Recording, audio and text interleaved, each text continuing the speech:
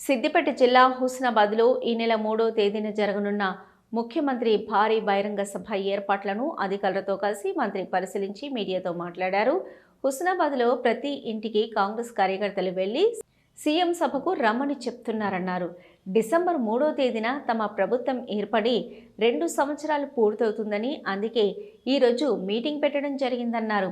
హుస్నాబాద్ నియోజకవర్గ ప్రజలు పెద్ద ఎత్తున సభకు తరలిరావాలని కోరారు.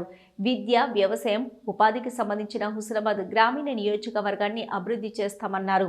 దేశంలో నేషనల్ హెరాల్డ్ కేసులో కేంద్రంలోని బీజేపీ పార్లమెంటు సమావేశాలప్పుడే ప్రతిపక్ష నాయకులు రాహుల్ గాంధీని అక్రమ కేసులతో పార్లమెంటుకు రాకుండా చర్చను తప్పుదోవ పట్టిస్తుందన్నారు. బీజేపీకి అనుకూలంగా ఉన్నవారు ఎన్ని తప్పులు చేసినా ఏం లేదు, కానీ వారికి వ్యతిరేకంగా మాట్లాడిన వారిని వేధింపులకు గురి చేస్తున్నారన్నారు.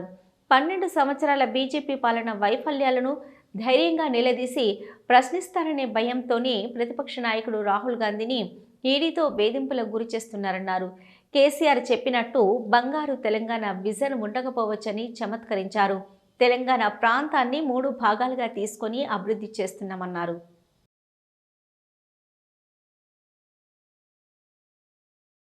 భారతీయ జనతా పార్టీ ఎప్పుడెప్పుడు రాహుల్ గాంధీ గారి యొక్క ప్రభావం పెరిగితే పార్లమెంటు సమావేశంలో భారతీయ జనతా పార్టీ వైఫల్యాలు చర్చకు వస్తాయనేటువంటి ఆలోచన వచ్చినప్పుడల్లా భారతీయ జనతా పార్టీ అనుబంధ సంఘంగా ఈడీ ఎన్ఫోర్స్మెంట్ను మార్చుకొని రాహుల్ గాంధీ గారి మీద కేసులు పెట్టి వేధించే ప్రయత్నం చేస్తూ ఉంది.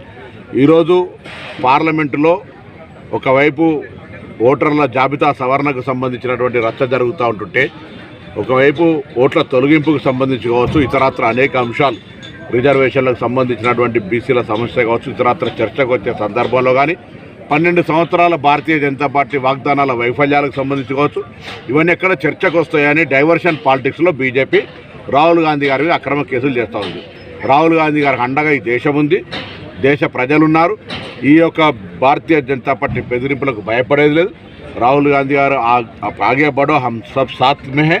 ఈరోజు రాహుల్ గాంధీ గారిని వేధించడం ద్వారా, అక్రమ కేసులు పెట్టడం ద్వారా గాంధీ కుటుంబాన్ని, గాంధీ పరివార్ను బదనాం చేసే ప్రయత్నం చేస్తూ ఉన్నారు. కానీ అది త్యాగాల కుటుంబం.